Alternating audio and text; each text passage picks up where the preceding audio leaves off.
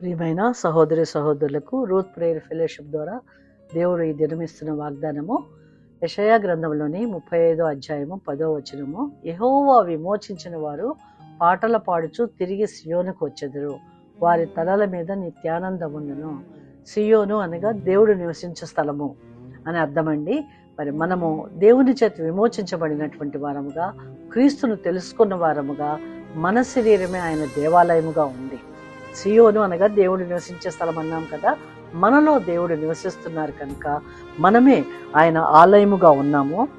132వ కీర్తనలో కూడా 14వ వచనం చెప్తోంది, ఇది నేను కోరిన స్థానము, ఇది నిత్యము నాకు విశ్రమ స్థానముగా ఉండను, ఇక్కడే నేను నివసించదను.